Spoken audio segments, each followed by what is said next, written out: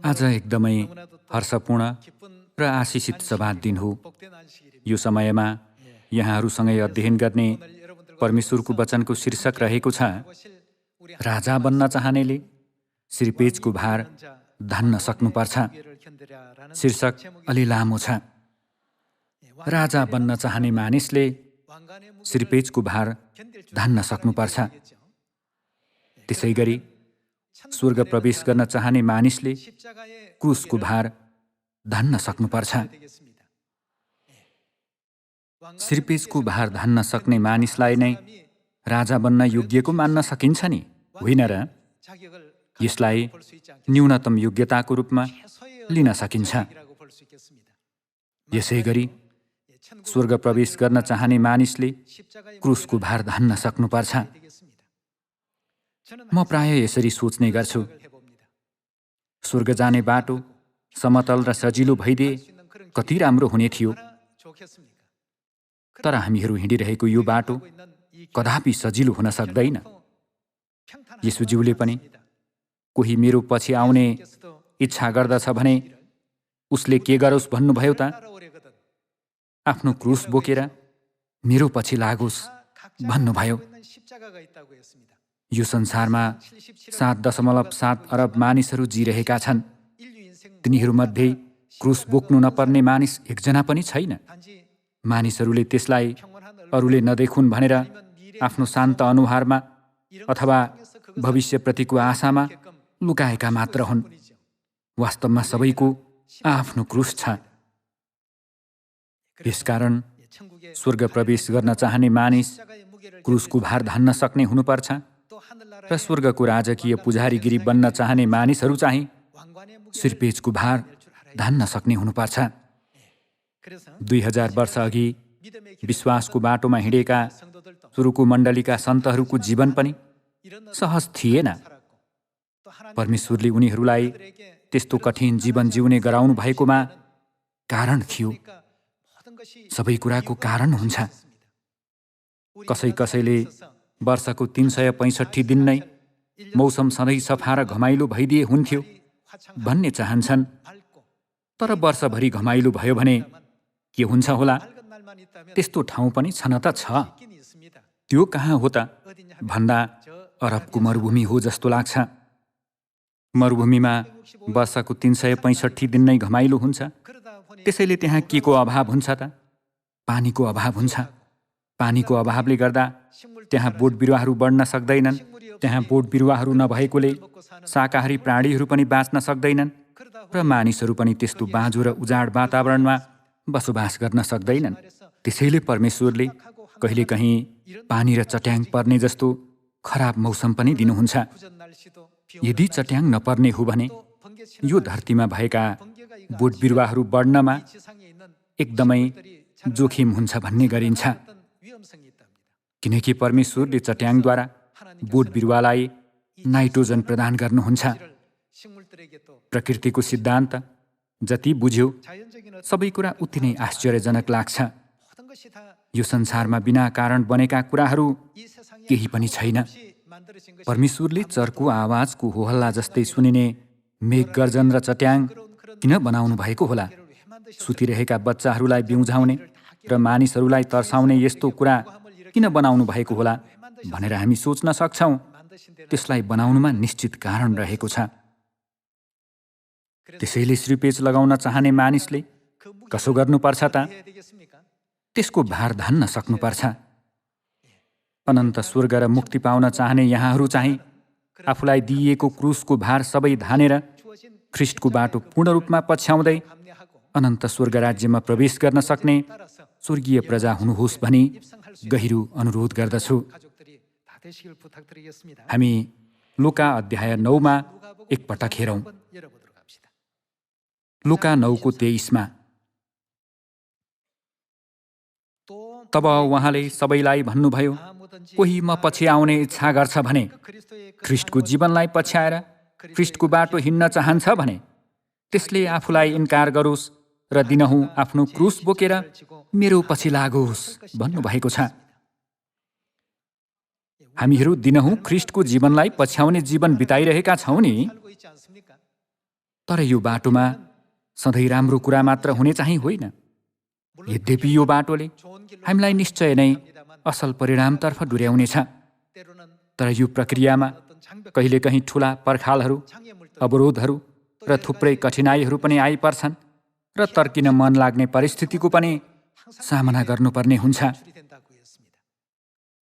सुरुङ मार्गमा प्रवेश गर्दा सुरुमा एकदमै अँध्यारो भए पनि त्यसको अन्तमा सधैँ उज्यालो प्रकाश हुन्छ नि। त्यसै गरी हामीले हाम्रो जीवनमा क्रुस जस्ता थुप्रै कठिनाइहरूको सामना गर्नुपर्ने हुन्छ। तर त्यसको अन्तमा अनन्त स्वर्गराज्यले हाम्रो प्रतीक्षा गरिरहेको छ। हामीले यो कुरालाई सधैँ याद राख्नुपर्छ। येशूज्यूले पनि शिक्षा दिनुहुँदा आफ्नो क्रुस बोकेर मेरो पछि लाग्ने मानिस मात्र स्वर्ग प्रवेश गर्न सक्छ भन्ने शिक्षा धेरैचोटि दिनुभयो। 2 तिमोथी अध्याय 3 मा हेरौँ। पद 12 मा हेर्ने हो भने ख्रीष्ट येशूमा भक्तिसाथ जीवन बिताउन इच्छा गर्नेहरू सबैजना सतावटमा पर्ने नै छन् भनिएको छ।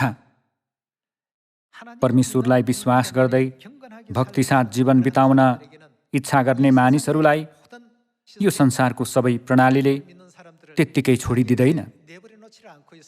भक्तिसाथ जीवन बिताउन चाहनेहरूमाथि थुप्रै कठिनाइहरू, सतावटहरू, परीक्षाहरू र कष्टहरू ल्याउने ठाउँ नै यो संसार हो। त्यसैले ख्रीष्टलाई पछ्याउने क्रममा यो समस्या नभएको भए साँच्चै राम्रो हुने थियो भन्ने सोचमा हामीलाई क्रुस बिसाउन मन लाग्न सक्छ। प्रेरित पावलले पनि आफ्नो शरीरमा भएको शैतानको काँडो अर्थात् रोग आफूबाट हटोस् भनेर परमेश्वरसँग कैयौं पल्ट बिन्ती गरे। तर परमेश्वरले सधैँ यस्तो जवाफ दिनुहुन्थ्यो, मेरो अनुग्रह तेरो निम्ति पर्याप्त छ। त्यसबेला प्रेरित पावलले किन तिनलाई त्यस्ता कुराहरू भएको होला भनेर राम्ररी बुझ्न सकेनन्। तर पछि अनन्त स्वर्ग राज्यमा गएपछि बल्ल पावलले सबै कुरा महसुस गर्नेछन्। परमेश्वरले मलाई यति धेरै प्रेम गर्नुभएकोले पो मलाई यस्तो असुविधा पनि दिनुभएको रहेछ। वास्तवमा त्यो असुविधा चाहिँ असुविधा नभएर मलाई गलत बाटोमा जानबाट रोक लगाउने ब्रेक पो रहेछ। हामीहरू प्राय क्रुसलाई गह्रौँ, पीडादायी र कष्टप्रद बोझको रूपमा सोच्ने गर्छौँ। तर वास्तवमा क्रुस कष्टप्रद बोझ मात्र होइन, यो चाहिँ हाम्रो मुक्तिको निम्ति नभई नहुने अत्यावश्यक तत्त्व हो भन्ने कुरालाई हामीले मनमा राख्नुपर्छ। सुरुको मण्डलीको समयमा येशूज्यू हामी जस्तै मानिसको स्वरूपमा यो पृथ्वीमा आउनुभयो। उहाँले यो पृथ्वीमा आउनु भएर सुसमाचार सुनाउनु भएकोले त्यसबेला अधिकार लिएका धार्मिक नेताहरू र मानिसहरू अर्थात् यहुदीहरूले येशूज्यूलाई गम्भीर रूपले सताए। येशूज्यूले सुनाउनु भएका हरेक शिक्षाको तिनीहरूले विरोध गरे र बिना हिचकिचाहट उहाँको निन्दा गरे। एक दिन येशूज्यूले उहाँ नै स्वर्गबाट आउनुभएका परमेश्वर हुनुहुन्छ भनेर गवाही दिनुभयो। यो दृश्य हामी यूहन्ना 10:30 मा देख्न सक्छौँ। म नै तिमीहरूले पर्खिरहेको मसीह हुँ। तिमीहरूले पर्खिरहेको परमेश्वर अर्थात् मुक्तिदाता म नै हुँ। उहाँले यो वास्तविकता वर्णन गर्नुहुँदा यहुदीहरूले उहाँलाई हान्न भनी ढुङ्गा उठाए, किनकि तिनीहरूले परमेश्वर यस्तो मानिस जस्तो स्वरूपमा आउन सक्नुहुन्न भन्ने गलत धारणा लिएका थिए। तिनीहरूको विश्वास गलत थियो। तिनीहरूको धारणा विपरीत येशूज्यू शरीर धारण गरेर यो पृथ्वीमा आउनुभयो र 3.5 वर्षसम्म आफ्नो सेवा कार्य गर्नुभयो। मानव जातिको निम्ति मुक्तिको बाटो फराकिलो गरी खोलिदिनु भएपछि उहाँ स्वर्ग उचालिनु भयो नि, होइन र? येशूज्यूलाई साँचो परमेश्वरको रूपमा विश्वास गरेर पछ्याएका मानिसहरू सबैलाई त्यसबेलाका धार्मिक नेताहरू र मानिसहरूले विधर्मीको संज्ञा दिएका थिए। प्रेरित अध्याय 24 मा लेखिए जस्तै प्रेरित पावललाई अदालतमा अभियोग लगाइँदै नासरी पन्थका मुख्य अगुवा समेत भनिएको थियो। तर त्यस्तो सतावट र कठिनाइले सुरुको मण्डलीको समयको सुसमाचारलाई ठुलो बाधा पुर्याएको जस्तो देखिए पनि आश्चर्यजनक घटना घट्यो। जति धेरै बाधा आयो, सुसमाचार उति नै फैलियो। यो चाहिँ मुर्रको सुगन्ध जस्तै थियो। त्यसलाई जति काट्यो, त्यसको सुगन्ध झन् दोब्बर हुँदै गयो। आधा काटिँदा पवित्र आत्माको शक्ति आधा गुणा थपियो। जति धेरै काटियो, सुरुको मण्डलीलाई सुदृढ बनाउन पवित्र आत्माको आशिष झन्झन शक्तिशाली हुँदै गयो र सुसमाचार एसियामा मात्र नभएर युरोपसम्मै फैलने जस्तो आश्चर्यको घटना घट्यो।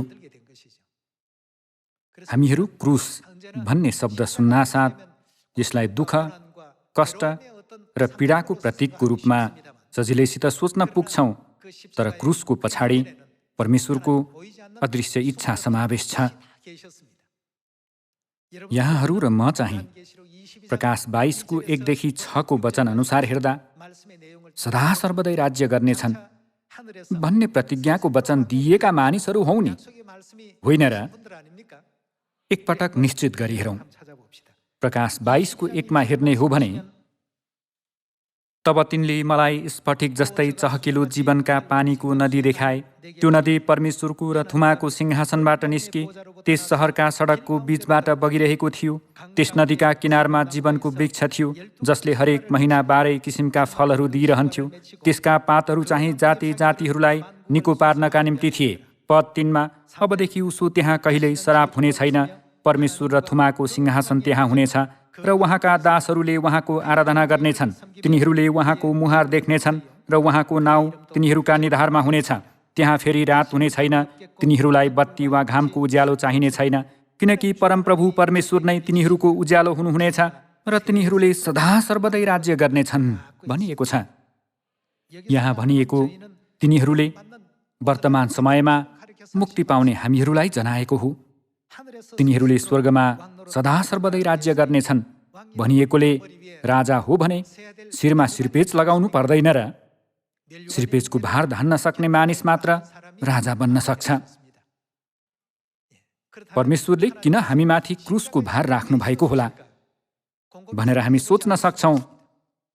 परमेश्वरले आफ्नो प्रजाको निम्ति कठिन बाटोलाई समतल र गाह्रो कुरालाई सजिलो बनाइदिन सक्नुहुन्छ।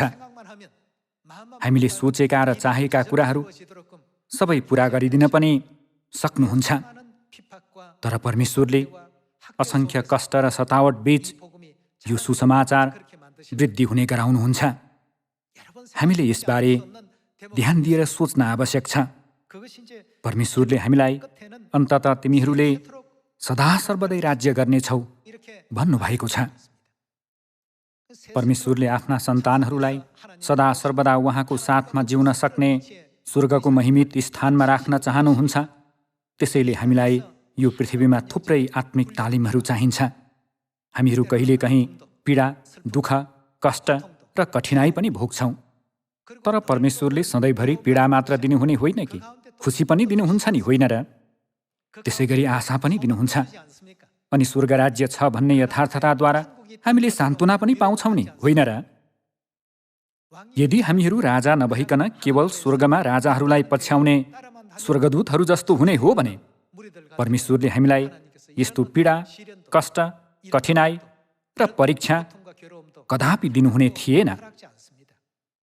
हामीले यस्ता कुराहरू जति धेरै भोग्छौँ त्यति नै हामीहरू ठुलो भाँडा बन्छौँ भन्ने यथार्थतालाई याद राख्नुपर्छ।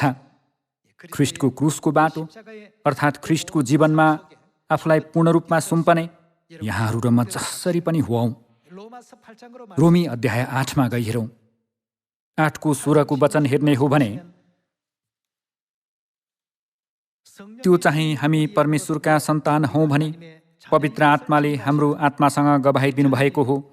र सन्तान हौँ भने त उत्तराधिकारी पनि हौँ। उत्तराधिकारी भनेको हकदार हो नि। परमेश्वरका उत्तराधिकारी र ख्रिस्टसँग साझे उत्तराधिकारी उहाँसँग दुःख भोग्छौँ भने त हामी उहाँसँगै के पनि हुनेछौँ त? उहाँसँगै महिमित पनि हुनेछौँ भनिएको छ। निश्चय नै सिरपेजको भार हुन्छ। त्यो सिरपेजको भार धान्न सक्ने हामीहरू हुनुपर्छ। बाइबलमा सदा सर्वदै राज्य गर्नेछन् भन्ने वचन दिनुभएको छ। ख्रीष्टको पहिलो आगमनको समयमा मात्र कठिनाई हुने होइन कि हामीहरू जिरहेको यस अन्तिम युगमा पनि कठिनाई हुन्छ। हाम्रो सियोन आजको दिनसम्म आउँदाको प्रक्रियालाई विचार गर्ने हो भने ती प्रक्रियाहरू सहज थिएनन्। असङ्ख्य कठिनाई बीच स्वर्गीय पिताले सुसमाचार कार्यको नेतृत्व गर्नुभयो अनि स्वर्गीय माताले असङ्ख्य कठिनाइहरूको बावजुद यो सत्यता सामरिया र पृथ्वीको अन्तिम छेउसम्मै फैलाउनु भएर सबै जातिहरूले जान्न सक्ने गराउन अथक परिश्रम गर्नुभएको छ। हामी सबै सियोनका सन्तानहरूलाई राजा बन्न चाहनेले सिरपेजको भार धान्न सक्नुपर्छ भन्ने कुरा राम्ररी थाहा छ। रोमी 8मा दिनुभएको वचन हेर्दा हामीहरू ख्रीष्टसँग स्वर्गको साझे उत्तराधिकारी भएकाले उहाँसँगै महिमित हुनको निम्ति के भोग्नुपर्छ भनिएको छ? दुःख।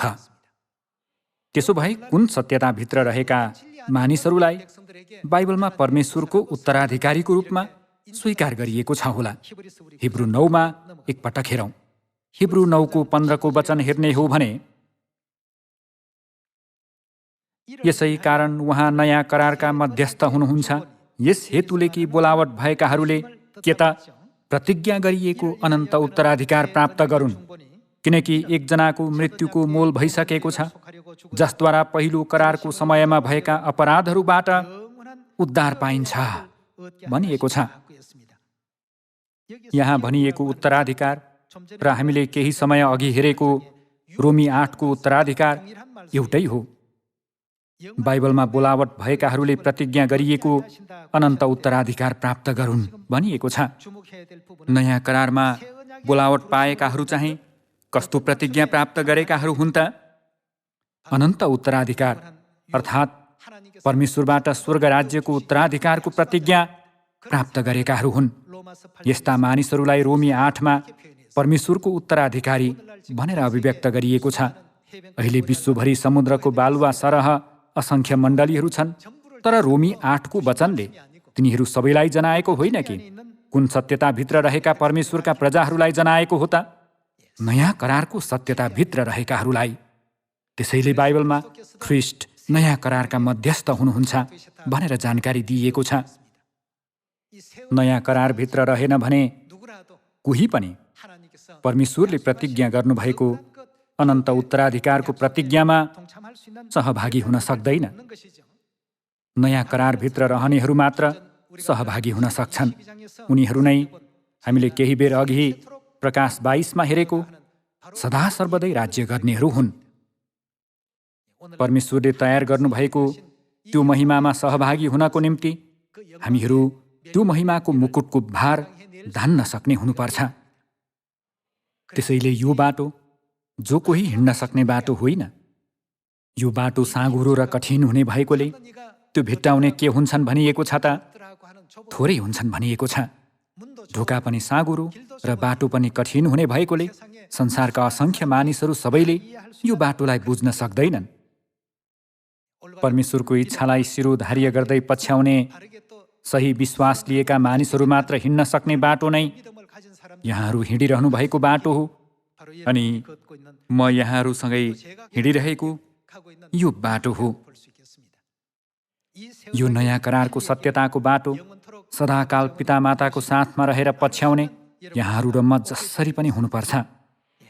त्यसो भए परमेश्वरले हामीलाई क्रुसको भारी किन बोक्न लगाउनु भएको होला? परमेश्वरले हामीलाई क्रुस नबोकिकनै समतल र सहज बाटोमा स्वर्ग जाने गराउन सक्नुहुन्न होला र? हामीले केही बेर अघि अध्ययन गरेको प्रकाश 22मा यसको जवाफ छ। हामीलाई सदा सर्वदा राज्य गर्ने राजा बनाउनको निम्ति परमेश्वरले हामीहरू विभिन्न वातावरणमा रहेको चाहनुहुन्छ। यसकारण परमेश्वरले हामीलाई सुसमाचार सुनाउनु भनेर आज्ञा गर्नुभएको हो नि, होइन र? सुसमाचार प्रचारको प्रक्रियामा हामीले भिन्नै व्यक्तित्व भएका मानिसहरू भेट्छौँ। भिन्नै भाषा बोल्ने मानिसहरूलाई पनि भेट्नुपर्ने हुन्छ। अनि भिन्नै संस्कृति र परम्पराको पनि सामना गर्नुपर्ने हुन्छ। वास्तवमा यस्ता कुराहरू प्रचारद्वारा बाहेक अनुभव गर्ने अर्को अवसर छैन। हामीले विभिन्न स्वभावका मानिसहरू भेट्छौँ, असामाजिक मानिस, मिलनसार मानिस, अनि आफ्नो व्यक्तित्वसँग मिल्ने मानिस, त्यति नमिल्ने मानिस, यस्ता विभिन्न मानिसहरूसँग भेट हुन्छ। हामीले उनीहरू मार्फत सिक्ने कुरा हुन्छ कि हुँदैन त? धेरै हुन्छ। परमेश्वरले किन हामीलाई सबै देशका जातिहरू कहाँ गएर सुसमाचार सुनाओ भनेर आज्ञा गर्नुभएको होला? परमेश्वरले गर्नुभयो भने यो कार्य सबै एकै क्षणमा गर्न सक्नुहुन्छ, तर उहाँले यो कार्य हामीलाई सुम्पनु भएको चाहिँ हामीलाई सदा सर्वदा राज्य गर्न सक्ने स्थानमा राख्नको निम्ति होइन र?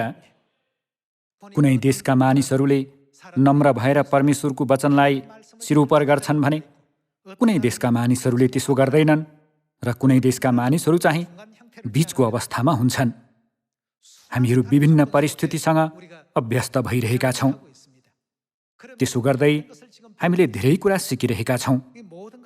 सबै कुराहरू सिक्ने क्रममा त्यहाँ एउटा समान कुरा रहेको हुन्छ। उनीहरूलाई पश्चाताप गराएर मुक्तिमा डोर्याउनको निम्ति हामीले अनिवार्य लिनुपर्ने कुरा भनेको नै परमेश्वरले हामीलाई देखाउनु भएको प्रेम हो। यदि हामीले परमेश्वरको प्रेमद्वारा सुसमाचार सुनायौँ भने पुरै विश्व नै एकताबद्ध हुन सक्छ। तर त्यसो नगरिकन आफ्नै व्यक्तित्व र सोचाइद्वारा सुसमाचार सुनायौँ भने लगातार समस्या मात्र उत्पन्न हुन्छ। हामीले ख्रिस्टको प्रेमद्वारा सुसमाचार सुनाउने भएकाले हामीहरू एक अर्काको निम्ति त्याग गर्दै र विचारशील हुँदै एकताबद्ध हुन्छौँ। त्यसैले विश्वको 175वटा देशका सबै सियोनहरू परमेश्वरभित्र एउटै समुदाय बनेको छ। प्रत्येक सन्तले परमेश्वरको प्रेमभित्र सुसमाचार सुनाउन भरमग्दुर प्रयत्न गरिरहनु भएको छ नि। विश्वभरिबाट सुसमाचार तीव्र गतिमा प्रचार भइरहेको खुसीको खबर दिनहुँ जसो सुन्नमा आइरहेको छ। ती खबरहरू सुन्दा साँच्चै आश्चर्य लाग्छ। चर्चित कलाकारहरूले बप्तिस्मा लिएको खबर, केही चलचित्र निर्माताहरू र राजनीतिज्ञहरूले पनि सत्यता ग्रहण गरेको खबर सुन्नमा आउँछ। अनि सबै उमेर वर्गका मानिसहरू, विद्यार्थीहरू, युवाहरू, विवाहित स्त्रीहरू, विवाहित पुरुषहरू सबै सियोनमा डोरिरहेका छन्। यसरी विभिन्न मानिसहरू सियोनमा आउँदा उनीहरू सबैलाई एउटै स्वर्गीय परिवारको रूपमा कसरी एकताबद्ध हुने गराएर स्वर्गको सही बाटोमा डोर्याउन सकिन्छ होला भनेर म सधैँ सोच्ने गर्छु। सबैको आफ्नो क्रुस हुन्छ नि, होइन र? आफ्नो क्रुसको भार नउठाउने मानिस स्वर्ग प्रवेश गर्न सक्दैन। हामी सबैले बोक्नुपर्ने आफ्नै क्रुस छ। हराएका सन्तानहरू भेटिएकोमा म खुसी छु, तर ती सन्तानहरूलाई फेरि नयाँ गरी स्वर्गीय मानिसको रूपमा जन्मन समय चाहिन्छ। अनि वरिपरिका सन्तानहरूको बलिदानको पनि आवश्यकता पर्दछ र अनिवार्य रूपमा आफैले क्रुसको भारी बोक्नुपर्ने पनि हुन्छ। येशूज्यूले आफ्नो क्रुस नबोक्नेहरू स्वर्ग राज्यमा कदापि प्रवेश गर्न सक्दैनन् भन्नुभएको छ। उहाँले तिनीहरू मेरा चेला हुन सक्दैनन्, क्रुस बिनाको बाटो कदापि ख्रिस्टको बाटो होइन भन्नुभयो। परमेश्वर सर्वशक्तिमान हुनु भए तापनि उहाँले यो पृथ्वीमा आउनु भएर क्रुसको भारी बोक्नुभयो। हर किसिमको निन्दा र अपमान पाउनु हुँदै कुर्रा खानुभयो, क्रुसमा छेडिनुभयो र उहाँको कोखामा भालाले घोचियो। उहाँले किन मानव जातिको पाप बोक्नु हुँदै त्यस्तो पीडादायी बाटो हिँड्नु भएको होला? उहाँले त्यस्ता दुःखहरू नभोगिकनै सबै कुरा हासिल गर्न सक्नुहुन्थ्यो नि, होइन र? तैपनि उहाँले चुपचाप क्रुसको बाटो हिँड्नु भएर तिमीहरू मेरो पछि आउने इच्छा गर्छौ भने आफ्नो क्रुस उठाएर मेरो पछि लाग। आफ्नो क्रुस बोक्नेहरूले मात्र मेरो बाटो पछ्याउन सक्छन् भन्नुभयो। यो नै परमेश्वरको इच्छा होइन र? सियोनका मायालु दाजुभाइ तथा दिदीबहिनीहरू, परमेश्वरले हामीलाई किन क्रुसको बाटो हिँड्ने गराउनु भएको होला भन्नेबारे एकपटक ध्यान दिएर सोच्यौँ भने हामीहरू यस्तो निष्कर्षमा पुग्नेछौँ। राजा बन्न चाहनेले सिरपेजको भार धान्नुपर्छ। हामीहरू सदा सर्वदा राज्य गर्नेहरू हौँ नि, होइन र? थुप्रै किसिमका परिस्थितिहरूमा हामीले विभिन्न कुराहरूको अनुभव गर्न सक्छौँ। हामीहरू विभिन्न अवस्थामा राखिन सक्छौँ अनि थुप्रै संस्कृति र मानिसहरूको पनि सामना गर्न पुग्छौँ।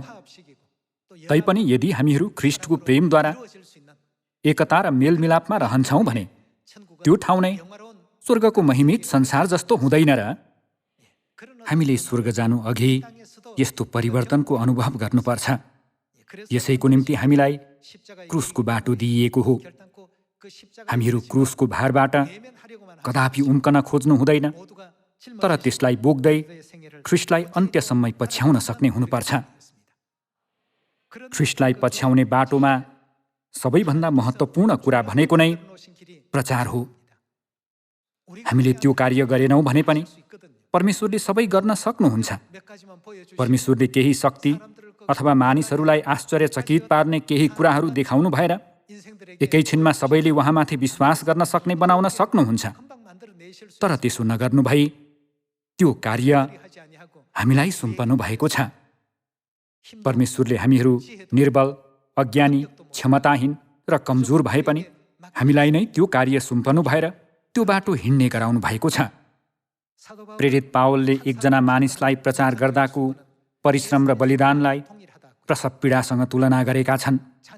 सन्तानलाई जन्म दिँदा आमाले भोग्ने जस्तै पीडा हो भनेका छन्।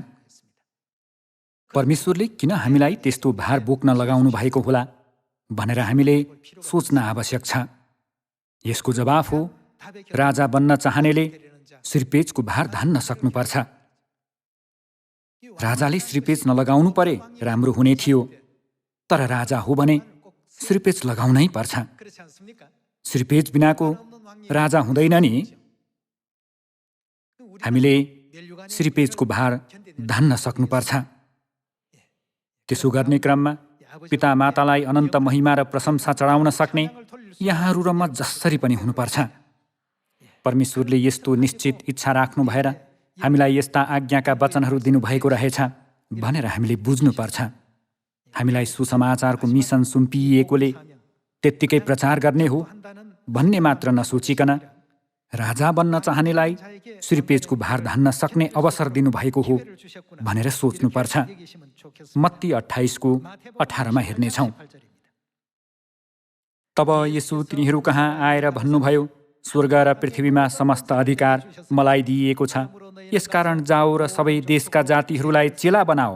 सबै देश भनिएकोले सबै ठाउँमा सबै कुराको अनुभव गर भन्ने कुरा हो। सबै देशका जातिहरूलाई चेला बनाओ, पिता र पुत्र र पवित्र आत्माको नाउँमा तिनीहरूलाई बप्तिस्मा देऊ। मैले तिमीहरूलाई आज्ञा गरेका सबै कुरा पालन गर्न तिनीहरूलाई सिकाओ। येशूज्यूले आज्ञा गर्नुभएका सबै कुरा सिकाउनु सजिलो कुरा होइन, अनि पालन गर्न लगाउनु पनि सजिलो कार्य होइन। येशूज्यूको शिक्षा थाहा भएर पनि पालन नगर्ने मानिसहरू धेरै छन् र अर्कातिर थाहा नभएर पालन नगर्ने मानिसहरू पनि धेरै छन्। तर येशूज्यूले मैले तिमीहरूलाई आज्ञा गरेका सबै कुरा पालन गर्न तिनीहरूलाई सिकाओ। हेर, म युगको अन्त्यसम्म सधैँ तिमीहरूका साथमा छु भन्नुभयो। राजाले सङ्कुचित दृष्टिकोण लिनु हुँदैन र आफ्नो वरिपरिका कुराहरूको बारेमा मात्र सोच्ने हुनु हुँदैन। संसारका सबै कुराहरूको विषयमा थाहा हुनुपर्छ। मेरा प्रजालाई कसरी शान्ति दिलाउने होला, मेरा प्रजालाई कसरी सहयोग गर्न सकिन्छ होला भन्ने कुराहरू नै राजाले सोच्नुपर्ने कुराहरू होइनन् र? त्यसको निम्ति हामीले धेरै कुराहरूको अनुभव गर्नुपर्ने हुन्छ। सबै उमेर वर्गका मानिसहरूलाई भेट्नुपर्छ। विभिन्न प्रकारका संस्कृतिहरूमा घुलमिल हुनुपर्छ र फरक फरक व्यक्तित्व भएका मानिसहरूको पनि सामना गर्नुपर्छ।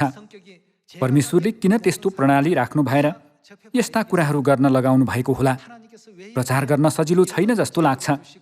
जो कोहीले यो कार्य गर्न सक्दैन भनेर सोच्ने होइन कि परमेश्वरले हामीलाई गर भन्नुभएको कार्य सबै गर्नुपर्छ। स्वर्गको बाटोमा हामी सबैलाई अनुभव चाहिने भएकोले परमेश्वरले पिता र पुत्र र पवित्र आत्माको नाउँमा तिनीहरूलाई बप्तिस्मा देऊ र मैले तिमीहरूलाई आज्ञा गरेका सबै कुरा पालन गर्न तिनीहरूलाई सिकाओ। हेर, म युगको अन्त्यसम्म सधैँ तिमीहरूका साथमा छु भन्नुभयो। यहाँ राजा बन्न चाहने मानिस अर्थात् स्वर्ग प्रवेश गर्न चाहने मानिसले आफ्नो शिरपेचको भार धान्न सक्नुपर्छ। यदि हामीले क्रुसको भार धान्न सक्यौँ भने परमेश्वरले सियोनका सबै सन्तानहरूलाई कहिल्यै नओइलाउने अनन्त जीवनको आशिष र अनन्त जीवनको मुकुट प्रदान गर्नुहुनेछ नि, होइन र? त्यस्तो आशा लिएर सियोनका परिवारहरू सबैजना बल गरौँ। सामरिया र पृथ्वीको अन्तिम छेउसम्म यो सुसमाचार प्रचार नहोउन्जेल अझ परिश्रम साथ सुसमाचार सुनाउँदै, प्रार्थना गर्दै र वचन अध्ययन गर्दै स्वर्गीय पितामाताको पवित्र इच्छा अनुसार जिउन सक्ने यहाँहरू र म हुन सकौँ भनी अनुरोध गर्दै आजको प्रवचन समाप्त गर्दछु। धन्यवाद।